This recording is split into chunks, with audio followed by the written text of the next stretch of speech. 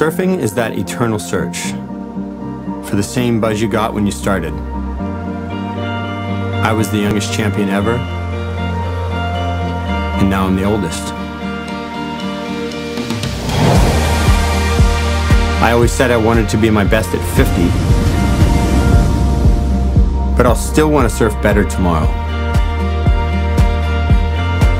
And I'll always believe my best is yet to come. Surfing is in my muscles and my mind.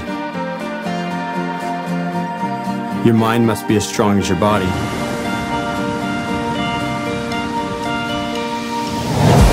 The physical exertion and mental challenge can be as raw as sport gets. But that's the joy of surfing for me.